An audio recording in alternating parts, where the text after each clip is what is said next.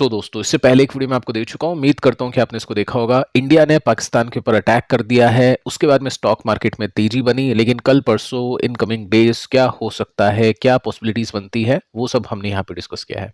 दोस्तों, आज के दिन काफी सारी कंपनीज है जिनके स्टॉक्स नीचे गए हैं। निफ्टी ऊपर था, मिड कैप स्मॉल कैप्स ऊपर थे, बट ऐसा नहीं कि सभी कंपनीज के स्टॉक्स ऊपर थे आप, या फिर हमारे जो पोर्टफोलियोज है उनकी कंपनीज के स्टॉक्स ऊपर थे।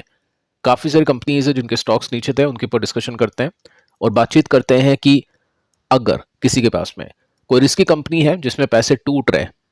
इन्वेस्टर के पास में लो रिस्क की कंपनी भी होती है, हाई रिस्क की कंपनीज भी होती है। हाई रिस्क की कंपनीज खराब मार्केट में या जो पैनिक होता है मार्केट के अंदर, जब मार्केट डाउन होता है तो उनके स्टॉक ज्यादा गिरते हैं। तो वैसे में अगर किसी इन्वेस्टर को लगता है कि नहीं, ये बैट गलत हो चुकी है या फिर इसको मैं झेल नहीं पाऊंगा, इसकी वॉलेटिलिटी में नहीं सह सकता हूँ, इतने पैसे टूट चुके हैं, पता नहीं कब ऊपर जाएगा, तो क्या ऑप्शंस होते हैं इन्वेस्टर्स के पास में उस रिस्क को कम करने के लिए? कैसे अपन रिप्लेस करते हैं उन कंपनीज को, कैसे हम स्विच करते हैं, वो भी मैं आपको यहाँ पे सिखाने की कोशिश करूंगा। देखिए, जो फर्स्ट कंपनी इसका नाम है स्विगी। स्विगी में 4% की गिरावट के साथ में क्लोजिंग हुई आज के दिन। ओपनिंग इसकी वीक थी। अब आपको पता ही है कि कल परसों हमने एक न्यूज देखी थी जिसमें हमने देखा कि जोमेटो ने 10 मिनट्स की जो डिलीवरी है उसको तो कर दिया है कैंसिल, लेकिन स्विगी में एक्सपेंशन हो गया, मतलब 500 सिटीज के अंदर स्विगी चला गया जिसमें 10 मिनट्स के अंदर डिलीवरी वो देगा। फिर दोस्तों, मैंने आपको बताया था कि ऐसा सब कुछ देखकर ऐसा नहीं कि यहाँ पे ये स्टॉक अब जोमेटो बन जाएगा, प्रॉफिटेबल हो जाएगा, ऐसा कुछ नहीं है। 10 मिनट की डिलीवरी के अंदर काफी लॉसेज होते हैं, इसी वजह से जोमेटो ने उसको बंद किया। हो सकता है ये कंपनी लॉसेज उठाए, उसके बाद में इनको लगे कि नहीं, ये तो कल करना बेकार था, 10 मिनट्स की डिलीवरी के अंदर कुछ नहीं होता है, तो फिर वो वापस से मतलब अपनी जो सर्विसेज है उसको वापस ले, उसको बंद करे। तो इतना ज्यादा एक्साइटमेंट नहीं होना चाहिए था। इंट्राडे प्लेयर्स ने कर लिया जो करना था, बाकी ऐसा नहीं है कि रिवर्सल होगा, स्विंग होगा। ठीक है, तो वो पता चलेगा 9 मई को कि नंबर्स कैसे आते हैं, एक्सपेक्टेशंस बीट हुई है या फिर नहीं। ये दोस्तों परसों के दिन इसमें पता चलेगा। अब पैटर्न आप देखोगे तो पैटर्न तो इंटरेस्टिंग है। स्टॉक ऑल टाइम हाई से काफी गिर चुका है, तकरीबन हम बोल सकते हैं 50% के साथ में डाउन हो चुका है, और यहाँ पे कहीं ना कहीं हम बोल सकते हैं एक रेंज के अंदर काम कर रहा है। अगर जोमेटो की तरह कुछ ब्रेकआउट होता है, प्रॉफिट आने की पॉसिबिलिटी होती है, तो कुछ बड़ा हो सकता है, अन्यथा स्टॉक के चलने में काफी ज्यादा प्रॉब्लम हो सकती है, पॉसिबिलिटी काफी कम बन सकती है। तो देखते हैं दोस्तों 9 मई को कैसे नंबर्स आते हैं, मैनेजमेंट कमेंट्री के अंदर क्या कुछ सुनने को मिलता है। इसके बाद में एशियन पेंट्स स्टॉक ने 4% की गिरावट के साथ में आज के दिन क्लोजिंग दी है। दोस्तों, इसके नंबर्स आने वाले हैं। कब इसके नंबर्स है? इसके नंबर्स आएंगे कल के दिन 8 मई को। कंपनी अपने क्वार्टर 4 के रिजल्ट्स को अनाउंस करने वाली है। अब देखिए, पिछले कुछ क्वार्टर से हम देख पा रहे हैं इसके नंबर्स अच्छे नहीं आ रहे, कंपटीशन की वजह से। कंपटीशन अभी सस्ते में अपने प्रोडक्ट्स को दे रहा है, वो स्टॉक मार्केट में लिस्टेड नहीं है, ऑलरेडी उनके पास में अच्छा कैश है, तो वो लॉसेस भी खा सकते हैं या फिर कम प्रॉफिट के मार्जिन के साथ भी सर्वाइव कर सकते हैं। लेकिन जैसे जैसे उनके बिजनेस को ग्रो करना पड़ेगा, आगे चल के वो भी अपने प्रोडक्ट्स के दाम बढ़ाएंगे, तो क्या होगा, एशियन पेंट्स के पास में क्लाइंट्स वापस आना शुरू हो सकते हैं, और ब्रांड वैल्यू भी वैसे भी काफी कमाल की है। तो वैल्यूएशन को कट मिला था क्योंकि अभी कुछ क्वार्टर में नंबर्स अच्छे नहीं आएंगे। क्वार्टर 4 की एक्सपेक्टेशन भी दोस्तों आपके सामने है। आज के दिन इन्वेस्टर्स ने इसी वजह से बेचा क्योंकि प्रीव्यू बहुत खराब है। कंपनी का प्रॉफिट गिरेगा, डिमांड भी कम होगी कंपटीशन बढ़ने की वजह से, तो उसका मतलब है कंपनी की सेल्स भी कम आएगी और कंपनी का प्रॉफिट भी कम आएगा। तो इसी की वजह से दोस्तों आज के दिन स्टॉक में बिकवाली देखने को मिली है। चार्ट का पैटर्न भी आपको सजेशन कर रहा है या सजेशन दे रहा है कि वीकनेस इसके अंदर काफी इंपॉर्टेंट, जो सपोर्ट था वो टूट गया, उसके बाद में अगले सपोर्ट पर कंपनी का स्टॉक सस्टेन कर रहा है, और पिछला जो सपोर्ट है वो रेसिस्टेंस यहाँ पे बन सकता है, यानी एक रेंज अब इसकी बन चुकी है। ये वाली काफी छोटी रेंज है जिसमें हम बोल सकते हैं 2600 का रेसिस्टेंस है, 2250 का या 2200 का सपोर्ट इसमें बना हुआ है।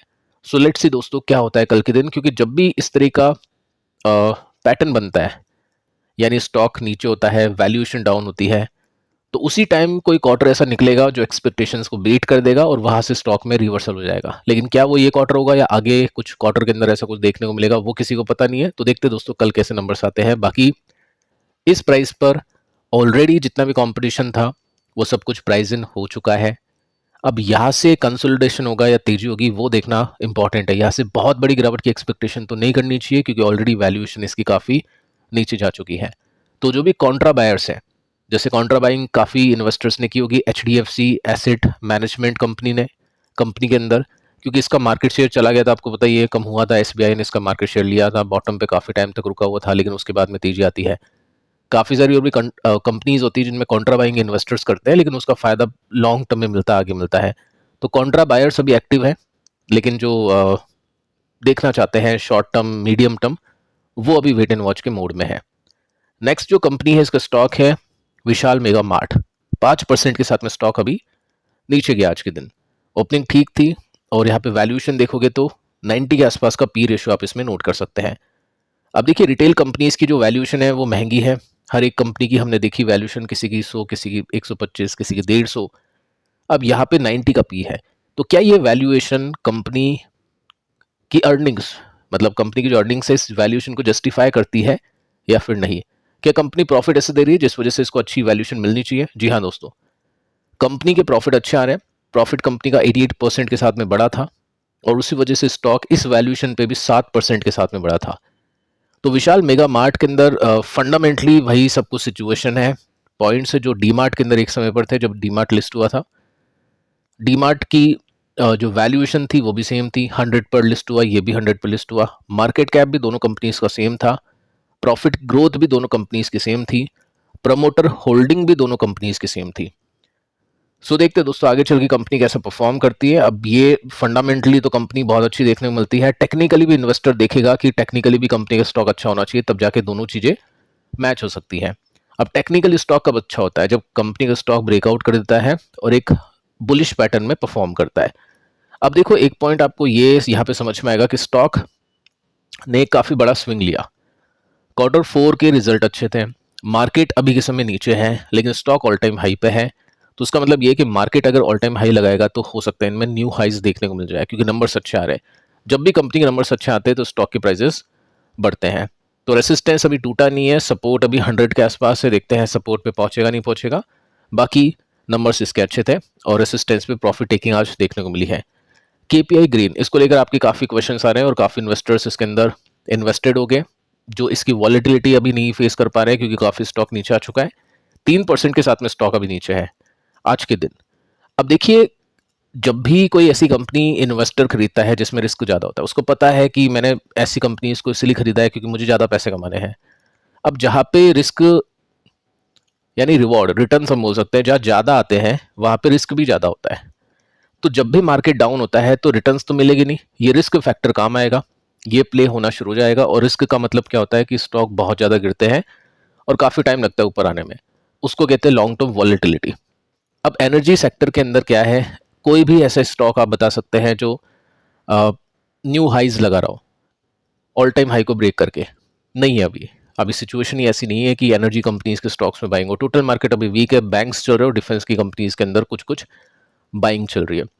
अब आपको ये देखना है कि जब कोई सेक्टर वीक है तो उसमें कंपनी की तो कोई गलती नहीं है। फिर आप कंपनी के स्टॉक को चेक, कंपनी के प्रॉफिट को चेक करो कि कंपनी का प्रॉफिट क्या गिर रहा है क्या? ऐसा कुछ नहीं है, कंपनी का प्रॉफिट लगातार बढ़ रहा है। 162 का 264 ये हो चुका है, तो कंपाउंडिंग प्रॉफिट की अच्छी चल रही है। वैल्यूएशन इस कंपनी की टूटी है क्योंकि अभी एनर्जी सेक्टर की वैल्यूएशन मार्केट ने तोड़ रखी है, क्योंकि ऑलरेडी काफ़ी चल गया था, वैसे नंबर्स नहीं आए एक्सपेक्टेशंस के हिसाब से। यूएस में एनर्जी को लेकर भी काफ़ी सारी चीज़ें चल रही है, टैरिफ वॉर, ये सब चीज़ें हैं, तो जिसकी वजह से स्टॉक नहीं चल रहे। अभी आप देखोगे तो आपको पता चलेगा कि प्रमोटर की जो होल्डिंग है वो अनचेंज है पिछले 3 क्वार्टर से। एफआईज ने थोड़ा बेचा है, डीआईज ने भी थोड़ा बेचा है, लेकिन पब्लिक ने ऐड किया है। तो जब तक पब्लिक से एफआई डीआई नहीं खरीदते हैं, जब तक चलना नामुमकिन है। और कंपनी के अंदर ऐसे कोई इंटरनल प्रॉब्लम नहीं है, स्कैम नहीं है या फिर कुछ फ्रॉड नहीं है जो इन्वेस्टर्स पैनिक करके निकल जाए। क्योंकि ऐसी कंपनीज में दोस्तों ये नेचर होता है, जब कंपनी का स्टॉक 10-20 गुना हो जाता है देखते देखते, तो ऐसी बड़ी गिरावटें भी आती हैं। कोई भी स्टॉक हमेशा ऐसे ऊपर नहीं जाएगा। और एक पॉइंट आपने नोट किया होगा, यहाँ पे हमने बातचीत की थी कि एक बार भी इस टाइम कंपनी के स्टॉक ने सपोर्ट नहीं तोड़ा था, लेकिन यहाँ पे इतने टाइम से कोविड के बाद में ये सपोर्ट टूट गया। तो एक इंडिकेशन यहाँ पे मिला कि अब कंपनी के स्टॉक में थोड़ी सी वीकनेस है, काफ़ी तेजी हो चुकी है, हो सकता है अभी टॉप बनाओ मिड टर्म का। उसके बाद में आप देखोगे ये सपोर्ट भी ब्रेक हो गया, ये सपोर्ट फिर रेसिस्टेंस बन गया, ये तोड़ा नहीं, और यहाँ से स्टॉक अभी नीचे है। तो प्रॉपर तरीके से हम बोल सकते हैं इसमें वीकनेस देखने को मिल रही है। तो ऐसी कंपनीज में इन्वेस्टर हमेशा कम अमाउंट के साथ में इन्वेस्ट करते हैं, मार्केट कैप को देखते हैं, जहाँ पे मार्केट कैप कम हो वहाँ पे कम अमाउंट, ताकि ऐसी वॉलेटिलिटी को झेल पाए। बाकी कंपनी में कोई दिक्कत नहीं है, कंपनी का स्टॉक अभी वीक कर रहा है, क्योंकि ऑलरेडी काफ़ी रिटर्न्स बन चुके हैं, तो थोड़ी सी वीकनेस देखने को मिलेगी, लेकिन जब भी टाइम सही होगा ऐसी कंपनीज में अच्छे मुनाफे आते हैं, क्योंकि कंपनी के अंदर कोई इंटरनल प्रॉब्लम अगर नहीं होती है तो। ठीक है, इसके बाद में दोस्तों बात करते हैं के सॉल्व को लेकर। 10% के साथ में आज के दिन भी स्टॉक क्रैश हुआ है। ये तीसरा दिन है नंबर्स खराब आने के बाद में जब स्टॉक 10% के साथ में गिरा है। नंबर्स हमने देखे, नंबर्स अच्छे नहीं थे। इस जो कंपनी का प्रॉफिट है 40% के साथ में टूट गया था, तो नंबर्स अच्छे नहीं थे, तो स्टॉक अभी नीचे है। इसने भी बहुत अच्छे पैसे बना के दिए थे पास्ट के अंदर, और इसके अंदर भी वही सिचुएशन है, जब तक कोई मेजर ब्रेकआउट्स नहीं मिलेंगे, जब तक आप ऊपर जाता हुआ इसको नहीं देख पाओगे। वैसे भी नंबर्स खराब है इसके, तो टाइम इसमें लग सकता है। अब ये पैनी कंपनी है, पैनी स्टॉक है, तो देखिए जब भी इन्वेस्टर रिटर्न्स देख के इन्वेस्ट करता है तेजी में, और उसको पता चलता है कि नहीं ये तो मंदी में मैं इसको नहीं रख सकता, नहीं झेल सकता, तो इन्वेस्टर उसको बेच के स्विच करता है। अपनी नींद खराब नहीं करता, ठीक है, अपनी पीस खराब नहीं करता, और स्विच करके क्या करता है, वो वापस से पैनी स्टॉक खरीदेगा। हो सकता है उसके अंदर वो प्रॉब्लम हो जाए, या फिर जो ग्रीन एनर्जी है दूसरी कंपनी के अंदर इन्वेस्ट कर सकता है। ठीक है, ये भी एक पॉइंट है अगर किसी को इस तरह से करना है, या फिर रिस्क नहीं लेना है या कम लेना है, तो ऑप्शंस होते हैं फंड्स के, क्योंकि उसके अंदर एक कंपनी नहीं होती, मल्टीपल कंपनीज होती है। मैं आपको बता चुका हूं कि स्मॉल एंड मिड कैप के लिए जो नए इन्वेस्टर्स हैं वो फंड की तरफ भी जाते हैं, और लार्ज कैप में फंड लेना मेरे हिसाब से बेवकूफ़ी है, क्योंकि HDFC, SBI, रिलायंस, ये सब कंपनीज को खरीदने के लिए क्यों फंड मैनेजर को पैसे दे, जहाँ के रिटर्न्स भी काफ़ी कम बनते हैं। तो लार्ज में इन्वेस्टर खुद पिक कर सकता है कंपनीज को, क्योंकि उनमें रिसर्च बहुत ज़्यादा होती है, मार्केट कैप ज़्यादा होने की वजह से न्यूज़ वगैरह सब कुछ फ्लो आप देख सकते हैं। लार्ज कैप कंपनीज होने की वजह से इतनी वॉलेटिलिटी नहीं आती है, और उसमें रिटर्न्स अगर अच्छे बन जाए तो फिर तो सोने पे सुहागा है। अगर कोई लार्ज कैप मिल जाए 20% की ग्रोथ का, डबल डिजिट की ग्रोथ का, तो उसमें अच्छे पैसे बन जाते हैं। अब ऐसे सेक्टर में अगर काम नहीं होता है, देखो KPI ग्रीन अभी भी अच्छी कंपनी है, कोई दिक्कत उसमें नहीं है, फंडामेंटली आप देखोगे तो कोई प्रॉब्लम नहीं है। स्टिल ये ऑप्शंस एक्सप्लोर करते हैं इन्वेस्टर, अगर किसी को देखना है तो। साथ में हमने बात की पैनी कंपनी को लेकर, के सॉल्व के बारे में, उसमें प्रॉब्लम है फंडामेंटली, क्योंकि नंबर्स अच्छे नहीं आ रहे। तो उसमें क्या कर सकते हैं, उसके लिए एक ऑप्शन है स्मॉल कैप का। स्मॉल कैप के तो काफ़ी सारे फंड्स हैं।